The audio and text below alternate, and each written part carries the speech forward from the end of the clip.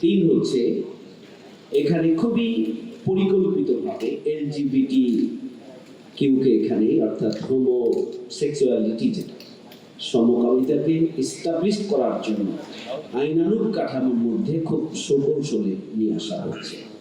চার, যে পাশ্চাত্য সভ্যতা যেভাবে পারিবারিক ব্যবস্থাপনাকে ভেঙে দিয়ে নারী পুরুষ একাকার করে দিয়ে যে নৈতিক যে বন্ধন, পারিবারিক যে বন্ধন এবং এখানে যে পরস্পরের সাথে সম্মান, শ্রদ্ধা, ভালোবাসা যে সম্পর্ক, নারী বিষয়ক সংস্কার কমিশনের উপরে আজকের এই গুরুত্বপূর্ণ সেমিনারে সম্মানিত সভাপতি, সম্মানিত বিদগ্ধ অতিথিবৃন্দ, ওলামায়ে কেরাম, সাংবাদিক বন্ধুগণ, সম্মানিত উপস্থিতি, আসসালামু আলাইকুম ওয়া রাহমাতুল্লাহি ওয়া বারাকাতুহু। গোটা নারী বিষয়ক সংস্কার কমিশনের রিপোর্ট যদি পর্যালোচনা করা হয়, খুবই পরিষ্কার যারা এই কমিশনের সাথে রয়েছেন তারা ইসলাম যে একটি পরিপূর্ণ জীবন বিধান, ইসলামের যে একটি নারী নীতি রয়েছে, নারীদের সম্মান, নারীদের মর্যাদা এবং সুরক্ষার জন্য নারীদের সার্বিক ব্যবস্থাপনার যে একটি চমৎকার গাইডলাইন ইসলাম দিয়েছে, সেই বিষয়টিকে পরিপূর্ণরূপে ইগনোর করা হয়েছে। দুই, মনে হয়েছে দুই নম্বর কথা এটি পরিষ্কার যে ইসলাম সম্পর্কে তাদের কোনো ধারণা, 90% মুসলমানের দেশে তাদের কোনো ধারণা আছে, এটি এখানে প্রতিফলিত হয়নি। তিন হচ্ছে এখানে খুবই পরিকল্পিতভাবে এলজিবিটি কিউকে এখানে অর্থাৎ হোমোসেক্সুয়ালিটি যেটা সমকামিতাকে এস্টাবলিশ করার জন্য আইনানুগ কাঠামোর মধ্যে খুব সুকৌশলে নিয়ে আসা হচ্ছে।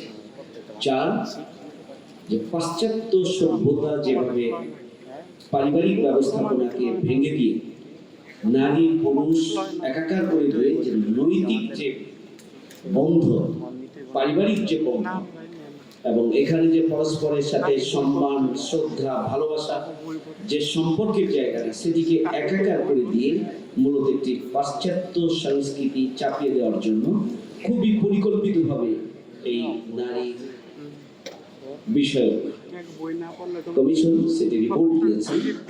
আমরা তার তীব্র নিন্দা এবং প্রতিবাদ জানাই। আমার প্রথম কথা হচ্ছে যে অবিলম্বে এই কমিশনের রিপোর্টকে প্রত্যাহার করতে হবে। দুই হচ্ছে অবিলম্বে এই কমিশন ভেঙে দিয়ে এদেশে 90% মুসলমানের দেশ, এখানকার নারী স্কলার যারা রয়েছে এবং আলেম ওলামা যারা রয়েছেন তাদেরকে নিয়ে এদেশের সকল শ্রেণী পেশার সমন্বয়ে, ধর্মমতের সমন্বয়ে একটি নারী কমিশন গঠন করতে হবে।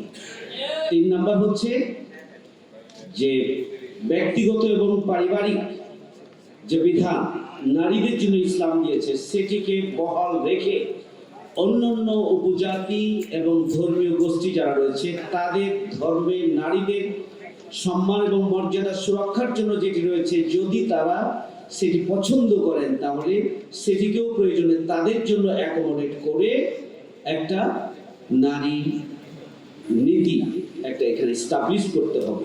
কিন্তু কোনোভাবেই বাংলাদেশের মতো একটি 90% মুসলমানের দেশে ইসলাম বিদ্বেষী এবং সমাজকে ধ্বংস করার সামগ্রিক আয়োজন এদেশের আলেম ওলামা সাধারণ মানুষ যাদের ঈমান আছে তারা এটি মেনে নিতে পারে না।